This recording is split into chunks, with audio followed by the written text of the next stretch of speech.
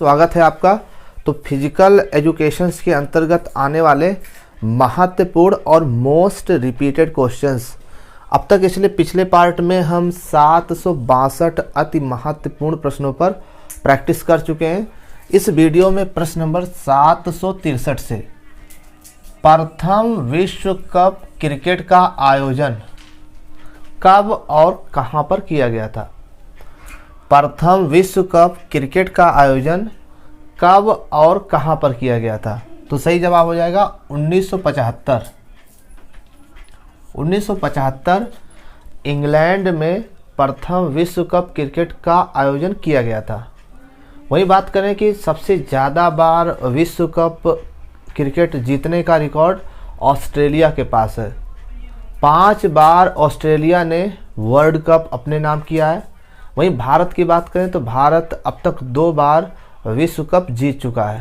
पहली बार 1983 में और दूसरी बार 2011 में, जबकि वेस्ट इंडीज भी 2 बार विश्व कप क्रिकेट अपने नाम कर चुका है। पहली बार 1975 में और दूसरी बार 1979 में वेस्ट इंडीज ने क्रिकेट वर्ल्ड कप अपने नाम किया था। ठीक, चलिए प्रश्न नंबर 764। प्रथम विश्व कप फुटबॉल का आयोजन कब और कहां किया गया था। प्रथम विश्व कप फुटबॉल का आयोजन कब और कहां पर किया गया था, ये बताना है। सही जवाब क्या होगा 1930। 1930 में उरुग्वे में प्रथम विश्व कप फुटबॉल का आयोजन किया गया था। ठीक, प्रश्न नंबर 765। प्रथम विश्व कप हॉकी का आयोजन कब और कहां किया गया था। प्रथम विश्व कप हॉकी का आयोजन कब और कहां पर किया गया था, ये बताना है। सही जवाब 1971। 1971 में बार्सिलोना। 1971 बार्सिलोना में प्रथम विश्व कप हॉकी का आयोजन किया गया था। ठीक, चलिए प्रश्न नंबर 766। सर्किट प्रशिक्षण का आविष्कार किसने किया। सर्किट प्रशिक्षण का आविष्कार किसने किया था, ये बताना है। सही जवाब मॉर्गन एंड एंडरसन। मॉर्गन और एंडरसन ने सर्किट प्रशिक्षण का आविष्कार 1953 में किया था। कब किया था 1953 में। ठीक, प्रश्न नंबर 767। अंतराल प्रशिक्षण का आविष्कार किसने किया था। अंतराल प्रशिक्षण का आविष्कार किसने किया था, यह बताना है। सही जवाब ग्रेसलर। ग्रेसलर ने अंतराल प्रशिक्षण का आविष्कार किया था। इनका पूरा नाम है वाल्डमोर ग्रेसलर। इसके साथ इनके जो सहयोगी थे वो थे हैंस रेंडाल। ठीक, तो अंतराल प्रशिक्षण का मुख्य रूप से जो आविष्कार किया था वो वाल्डमोर ग्रेसलर ने ही किया था। ठीक, प्रश्न नंबर 768। लगातार यानी कॉन्टिन्यूअस लगातार प्रशिक्षण का आविष्कार किसने किया था। बहुत ही महत्वपूर्ण प्रश्न है, ये अक्सर पूछा जाता है कि लगातार प्रशिक्षण यानी कॉन्टिन्यूअस ट्रेनिंग का आविष्कार किसने किया था। सही जवाब क्या होगा अर्नेस्ट वेन आकेन। अर्नेस्ट वेन आकेन। अर्नेस्ट वेन आकेन ने लगातार प्रशिक्षण का आविष्कार किया था। प्रश्न नंबर 769। शतरंज, स्नूकर, पोलो का जन्मदाता कौन है। शतरंज, स्नूकर और पोलो का जन्मदाता कौन सा देश है, ये बताना है। सही जवाब क्या होगा भारत। ठीक, प्रश्न number 770। Hockey, football, cricket, squash और वाटर पोलो, इन खेलों का आविष्कार किस देश ने किया था। हॉकी, फुटबॉल, क्रिकेट, स्क्वैश और वाटर पोलो, इन खेलों का आविष्कार किस देश में हुआ था। सही जवाब इंग्लैंड। नेक्स्ट प्रश्न नंबर 771, वॉलीबॉल, बेसबॉल और बास्केटबॉल, इन खेलों का जन्मदाता कौन सा देश है? वॉलीबॉल, बेसबॉल, बास्केटबॉल, इन खेलों का जन्मदाता कौन सा देश है? सही जवाब अमेरिका।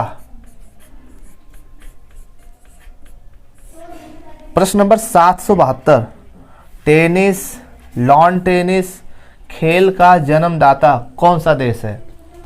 टेनिस, लॉन टेनिस खेल का जन्मदाता कौन सा देश है, ये बताना है। सही जवाब इंग्लैंड।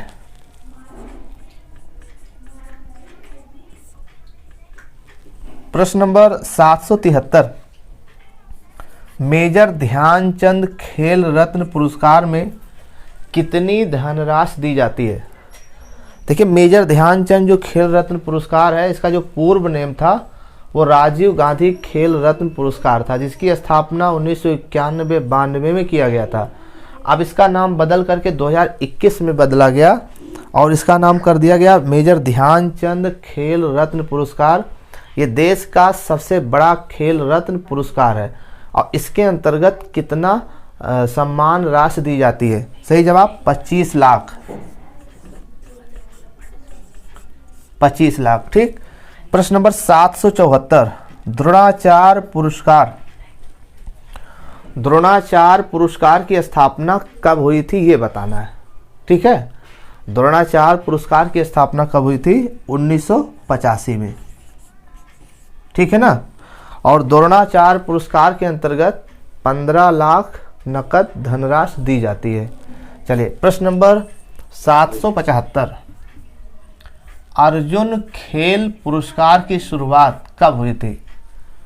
अर्जुन खेल पुरस्कार की शुरुआत किस वर्ष से हुई थी? सही जवाब 1961।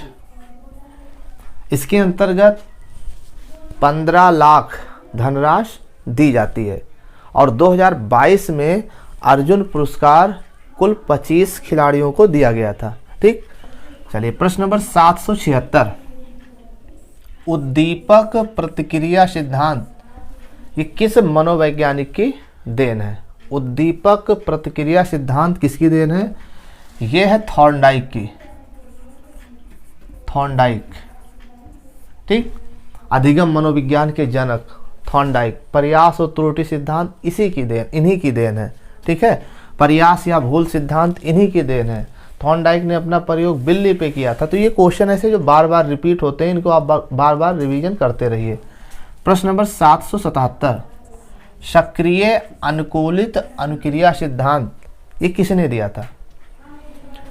सक्रिय अनुकूलित अनुक्रिया सिद्धांत ये किस मनोवैज्ञानिक की देन है? सही जवाब स्किनर। स्किनर अमेरिका के मनोवैज्ञानिक थे। स्किनर ने अपना प्रयोग चूहे पर किया था, ठीक है। और ये सक्रिय अनुकूलित अनुक्रिया सिद्धांत या क्रिया प्रसूत अधिगम सिद्धांत ये स्किनर की ही देन है, ठीक। चलिए, प्रश्न नंबर 778, क्लास्की अनुबंधन सिद्धांत। क्लास्की अनुबंधन सिद्धांत किसकी देन है? बताएं। सही जवाब पावलोव। पावलोव किसके लिए? कुत्ते के लिए। पाव कौन खाता है? कुत्ता। तो पावलोव कुत्ते के लिए। तो पावलोव ने अपना प्रयोग कुत्ते पर किया था। क्रिया प्रतिक्रिया सिद्धांत, क्लास्की अनुबंधन सिद्धांत, ठीक है ना। तो ये पावलोव की ही देन है। सब अधिगम से संबंधित मनोवैज्ञानिक है, इन्होंने, ठीक। चलिए, प्रश्न नंबर 779, अनुक्रियात्मक अनुबंधन सिद्धांत। अनुक्रियात्मक अनुबंधन सिद्धांत ये किस मनोवैज्ञानिक की देन है? तो फिर सही जवाब होगा पावलोव। पावलोव ने अपना प्रयोग कुत्ते पर किया था, ठीक है ना। क्रिया प्रतिक्रिया का सिद्धांत, क्रिया प्रतिक्रिया सिद्धांत, संबंध प्रतिक्रिया सिद्धांत ये पावलोव की ही देन है। प्रश्न नंबर 780, सूझ और अंतर्दृष्टि सिद्धांत ये किस मनोवैज्ञानिक की देन है? सूझ और अंतर्दृष्टि सिद्धांत या सूझ या आकस्मिक सिद्धांत या समग्राकृति सिद्धांत ये तीनों नाम एक ही है, ठीक है। 21 मनोवैज्ञानिक की देन है। तो ये है कोहलर। कोहलर, ठीक है ना। कोहलर ने अपना प्रयोग वनमानुष पर किया था जिसका नाम सुल्तान या चिंपांजी। ठीक, ये क्वेश्चन पूछा जाता है कि कोहलर ने अपना प्रयोग किस पे किया था, वनमानुष पर किया था। ठीक है, इसी को समग्राकृति सिद्धांत, इसी को गेस्टाल्टवादी सिद्धांत, इसी को सूझ और आकस्मिक सिद्धांत, इसी को सूझ और अंतर्दृष्टि सिद्धांत इसी को कहते हैं। ठीक है ना। चलिए प्रश्न नंबर 781। एक चीज़ और ध्यान रखिएगा, ये कोहलर है और एक आता है कोहलबर्ग। कोहलबर्ग ने नैतिक विकास सिद्धांत दिया था, अब यह है कोहलर, तो दोनों में अंतर है। ठीक, प्रश्न नंबर 781, अधिगम मनोविज्ञान के जनक कौन है? अधिगम मनोविज्ञान के जनक कौन है? थॉर्नडाइक। बड़ा ही महत्वपूर्ण प्रश्न है, ये अक्सर पूछा जाता है, अधिगम मनोविज्ञान के जनक कौन है? थॉर्नडाइक है अधिगम मनोविज्ञान के जनक। ठीक है ना। और नेक्स्ट पॉइंट की बात करें प्रश्न नंबर 782 की, तो पावलोव, स्किनर और थॉर्नडाइक और कोहलर ने किस पर प्रयोग किया था? पावलोव ने किस पर प्रयोग किया था, स्किनर ने किस पर प्रयोग किया था, थॉर्नडाइक ने किस पर प्रयोग किया था और कोहलर ने किस पर प्रयोग किया था? एक लाइन है लेकिन इसमें 4 क्वेश्चन छिपे हुए हैं, अक्सर आने वाले क्वेश्चन है, फर्जी नहीं है। पावलोव ने कुत्ते पर प्रयोग किया, क्रिया प्रतिक्रिया सिद्धांत दिया, संबंध प्रतिक्रिया सिद्धांत दिया। ठीक है, और इसके साथ साथ क्लास्की अनुबंधन सिद्धांत, अनुक्रियात्मक सिद्धांत, ये पावलोव की ही देन है। ठीक है, स्किनर ने अपना प्रयोग चूहे पर किया, चूहे और कबूतर पर किया था। ठीक, स्किनर ने क्रिया प्रसूत अनुबंधन सिद्धांत दिया, एकदम क्लियर हो गया। थॉर्नडाइक ने अपना प्रयोग बिल्ली पर किया, बिल्ली पर प्रयोग किया प्रयास और त्रुटि सिद्धांत, प्रयास और भूल सिद्धांत। इसके अलावा उद्दीपक प्रतिक्रिया सिद्धांत, ये थॉर्नडाइक की ही देन है। कोहलर ने अपना प्रयोग चिंपांजी पर किया जिसे वनमानुष या सुल्तान कहा गया। ठीक है, इनके सिद्धांत को सूझ और आकस्मिक सिद्धांत, ठीक, समग्राकृति सिद्धांत, गेस्टाल्टवादी सिद्धांत कहा गया। ठीक, तो ये क्लियर हो गया। प्रश्न नंबर 783, शैशवा अवस्था की अवधि कितनी होती है? शैशवा अवस्था की अवधि 0 से 5 वर्ष। बहुत आसान सवाल है ये। प्रश्न नंबर 784 है बाल्य अवस्था, किशोरा अवस्था। ठीक है, बाल्य अवस्था, गंदी आयु किसे कहते हैं? बाल्य अवस्था को गंदी आयु भी कहते हैं। ठीक है ना। तो बाल्य अवस्था की अवधि कितनी होती है? 6 से 12 वर्ष। किशोरा अवस्था की अवधि कितनी होती है? 12 से 18 वर्ष। ठीक, चलिए प्रश्न नंबर 785, किशोरा अवस्था में अगर ये बात किया जाए कि किशोरा अवस्था को किस मनोवैज्ञानिक ने संघर्ष, तनाव, तूफान और दबाव की संज्ञा दी है, तो वो है एडोलसेंस। ठीक है, एडोलसेंस पुस्तक में स्टेनले हॉल ने किशोरा अवस्था को 4 शब्दों से परिभाषित किया, संघर्ष, तनाव, दबाव, तूफान की संज्ञा ये दी है एडोलसेंस पुस्तक में स्टेनले हॉल ने। क्लियर हो गया ना।